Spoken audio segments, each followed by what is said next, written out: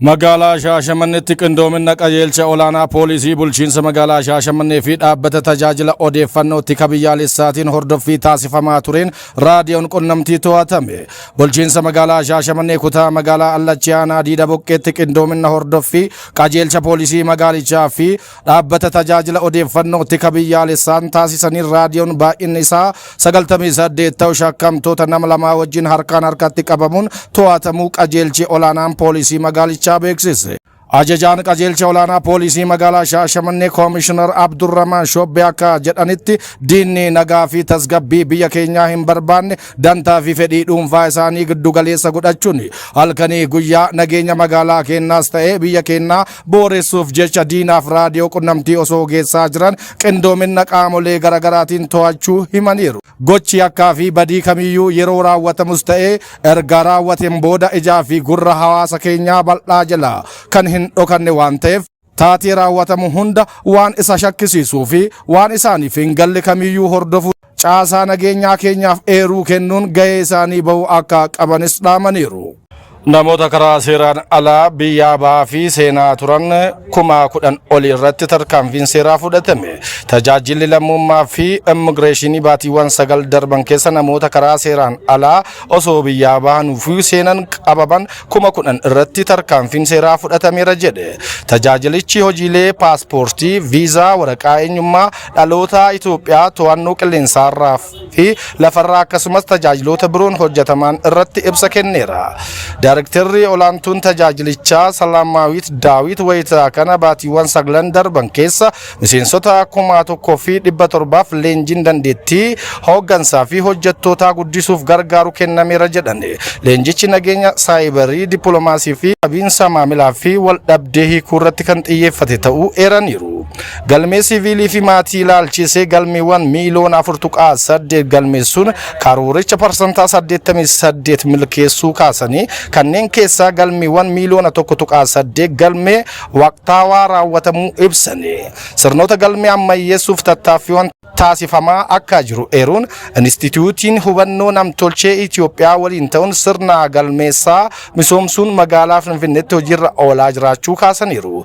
Yeroo itti aanutti gara magaalota naannoleetti babal'isuuf hojjetamaa jiraachuu himanni. Kunis waliin gahinsa kenniinsa tajaajilaa akka guddisuuf saffisiisu dubbataniiru. Baatiiwwan 9 darban keessa hojii hordoffiif to'annoo lammiilee alaa 4,000 fi 576 dabalatee namoota karaa seeraan alaa biyya keessaa fi alatti ba'uuf osoo yaalan to'ataman irratti tarkaanfiin seeraa fudhatamuu yaadachiisaniiru. Galmee fi to'annoo lammiilee alaa ilaalchisee seera qabeessummaan lammiilee alaa dhaabbilee garaagaraa keessa hojjetan 42,000 fi 809 kaneeffamuu kaasanii lammiileen biyya keessaa fi alaa 3,000 fi 638 karaa seeraan alaa paaspoortii argachuuf socho'an to'atamus dubbatan.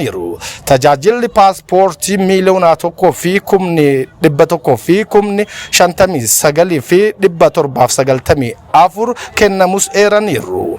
Walgahinsa kenniinsa paaspoortii babal'isuuf lakkoofsi waajjiraalee damee 12 irraa gara 22tti guddachuu kaasan. Dhuma bara baajatichaatti gara 28 guddisuuf hojjetamaa jiraachuus himani. Tajaajila giddugala tokko masoob 10 keessatti dhaabbatichi tajaajila isaa kennaa jiraachuu fi baatiiwwan 9 darban keessa tajaajila kenname irraa galiin birriin biiliyoona 30.9 argamuu ibsaniiru.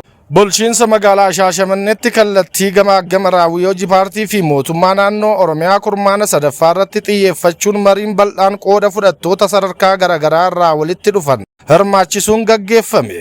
Marii kanarratti kantiibaan magaalaa Shaashamannee obbo Adaanaa Takla Goorgis Jaldoo akkasumas itti gaafatamaan waajjira paartii badhaadhina damee magaalaa Shaashamannee obbo Amansiisaa Addunyaa amantee qooda fudhattootaa fi ibsa bal'aa fi hubannoo gahaa ta'e kennaniiru. Kantiibaan magaalaa Shaashamannee obbo Adaanaa Takla Goorgis Jaldoo yaadota marii keessatti kan irratti deebii bal'aa kennuun hojiiwwan itti fufiinsa qaban cimsuu fi hanqinoota sirreessuuf tarkaanfiiwwan hatattamaa fudhatamuu akka qabu hubachiisaniiru. Akkasumas karoora qopheessuun hojii irra oolmaa isaa sirnaan hordofuun murteessaa ta'uu cimsanii ibsaniiru. Dhumarratti mariin kun hojii fuulduraa irratti waliigaltee fi hubannoo waloo uumuun raawwii hojii cimsuuf bu'uura jabaa kaa'eera jechuun waajjirri paartii badhaadhina damee magaalaa Shaashamannee ibseera.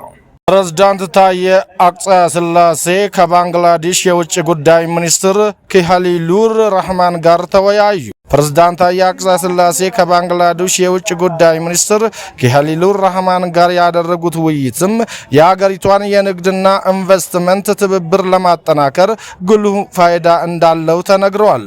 በውይይቱም ፕሬዝዳንት ታዬ አጽቀሥላሴ ኢትዮጵያና ባንግላዴሽ ጠንካራ ወዳጅነት ያላቸው አገራት መሆናቸውን አስታውሰዋል።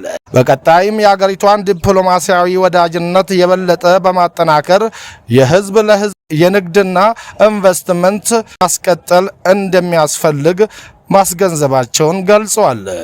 ኢትዮጵያ ዲፕሎማሲያዊ ወዳጅነት ለማጠናከር ቁርጠኛ መሆኗን ማረጋገጣቸውን ጠቅሰዋል። የባንግላዴሽ የውጭ ጉዳይ ሚኒስትር ኪሃሊሉር ራህማን የሀገሪቱ የንግድና ኢንቨስትመንት ትብብር በከፍተኛ ሁኔታ እድገት እያስመዘገበ መሆኑን ገልጿል።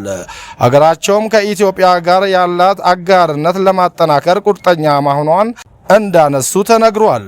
በቀጣይም የኢትዮ ባንግላዴሽን የሁለትዮሽና ባለብዙ ወገን የዲፕሎማሲያዊ ትብብር ወደ ላቀ ምዕራፍ ለማሸጋገር አበክረው እንደሚሰሩ አረጋግጧል። hariiroon wal kabajaa fi fayyadamummaa waloo irratti hundaa'e michummaa cimsa ፕሬዝዳንት ታዬ አጽቀሥላሴ hariiroon wal kabajaa fi fayyadamummaa waloo irratti hundaa'e michummaa cimsa jedhan ፕሬዝዳንtiin riippaabilika dimokiraataa federaala Itoophiyaa Taayee Aጽቀሥላሴን ፕሬዝዳንት ታዬን foorumii chaayinaa Afrikaa Finfinneetti gaggeeffame irratti hirmaachuu ergaa miidiyaa hawaasummaa isaaniin dabarsaniin ibsaniiru. ፕሬዝዳንት ታዬ አጽቀሥላሴን wayita kana Afrikaan hariiroo wal kabajaa fi fayyadamummaa waloo hundaa'e akka bu'uureffamuuf osoo addaan hin kutin gaafachaa turuu yaadachiisaniiru. hariiroon fayyadamummaa waloo irratti hundaa'e michummaa akka cimsu eeruun akka fakkeenyaatis tumsa chaayinaa Afrikaa kaasaniiru. fooramicha irratti ፕሬዝዳንት ታዬ አጽቀሥላሴ dabalatee dura taa'aan koomishinii gamtaa Afrikaa Mahmoud Ali Yuusufii fi Itoophiyaatti ambaasaaddarri chaayinaa Jiang Feng hirmaataniiru. waajjira paartii badhaadhina damee magaalaa Shaashamanneetti gamaggamni raawwii hojii duula nu filadhaa fi argannoo koomishiniin inspeekshinii fi namuusaa paartii badhaadhinaa kurmaana sadaffaa irratti xiyyeeffate mariin gaggeeffameera. marii kana keessatti hojiiwwan yeroo darbe keessatti raawwataman ciminaa fi hanqinnoonni mul'atan bal'inaan irratti mari'atamuun kallattiin fuula duraa ifatti kaa'ameera. itti gaafatamaan waajjira koomishinii inspeekshinii fi namuusaa paartii badhaadhinaa damee magaalaa Shaashamannee obbo Jamaal Jaarsoo gabaasa isaanii keessatti argannoo oodiitii dhiyeessuun mariin bal'aan gaggeeffameera. duula nu filadhaa keessatti hirmaannaa uummataa bu'aawwan galmaanii fi hanqinnoota mul'atan irratti qorannoon taasifame dhiyaate irratti mariin bal'aan gaggeeffamutu himame. itti gaafatamaan waajjira paartii badhaadhina damee magaalaa Shaashamannee obbo Amansiisaa Addunyaa Amantee yaada kennaniin hojiiwwan sirna paartii cimsuuf hojjetaman akka itti fufiinsaan fooyya'an hubachiisanii sirna itti gaafatamummaa fi namuusaa caalatti dagaagsuun murteessaa ta'uu ibsaniiru. xumura irratti hirmaattonni marii hojiiwwan jalqabaman cimsuun itti fufiinsaan hanqinnoota mul'atan saffisaan sirreessuun fi tajaajila mootummaaf paartii fooyyessuuf qindoominaan hojjechuun murteessaa ta'uu irratti walii galameera. የኢትዮጵያ ጂኦፖለቲካ ተጽዕኖና እያደገ የመጣው የድርድር አቅም ኢትዮጵያ ባለፉት ጥቂት ወራቶች ብቻ በርካታ ዲፕሎማቶችን በመቀበል የዓለም አቀፍ ዲፕሎማሲ ስትራቴጂካዊ ማዕከልነቷን በተግባር አረጋግጣለች። ጠቅላይ ሚኒስትር ዶክተር አብይ አህመድ ሰሞኑን ከቡሩንዲ ከላይቤሪያና ከፖርቱጋል ከፍተኛ መሪዎች ጋር በአዲስ አበባ ስኬታማ ውይይት አድርገዋል። ከዚህ በተጨማሪ የብራዚል፣ የቱርክ፣ ማሌዥያ፣ ጣሊያንና የእስራኤል መሪዎችን እንዲሁም የቻይናና የእንግሊዝ የውጭ ጉዳይ ሚኒስትሮችና ከፍተኛ ዲፕሎማቶችን ተቀብለው አነጋግረዋል። እንደ ኬንያ፣ ደቡብ አፍሪካና ታንዛኒያ ያሉ ከ9 በላይ የአፍሪካ አገራት መሪዎችም በሁለንተናዊ አጋርነት ዙሪያ በአዲስ አበባ መክረዋል። በ39ኛው የአፍሪካ ህብረት ጉባኤ ጎን ለጎን የተከናወኑ ከ15 በላይ የሁለትዮሽ ውይይቶችም የሀገሪቷን ቀጠናዊ መሪነት አድሰዋል። ጠቅላይ ሚኒስትር ዶክተር አብይ አህመድ ከሀገር ውጪ በብሪክስ ጉባኤ ላይ እንደ ሙሉ አባል ለመጀመሪያ ጊዜ በመሳተፍ የኢትዮጵያን የጂኦፖለቲካ ተጽዕኖ አረጋግጧል።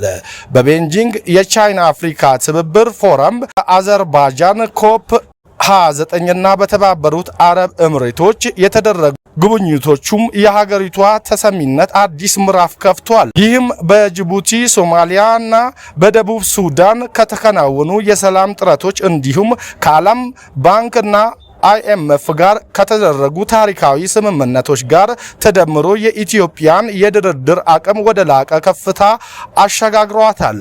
በዛሬ ዕለትም ጠቅላይ ሚኒስትር ዶክተር አብይ አህመድ ከአውሮፓ ህብረት የዓለም አቀፍ ትብብር ኮሚሽነር ጆሴፍ ሲካላ ጋር ተገናኝተው ከአውሮፓ ህብረት ጋር ስላለው የረጅም ጊዜ ትብብር ውይይት ማድረጋቸውን የመንግስት ኮሙኒኬሽን አገልግሎት መረጃ ያመለክታል።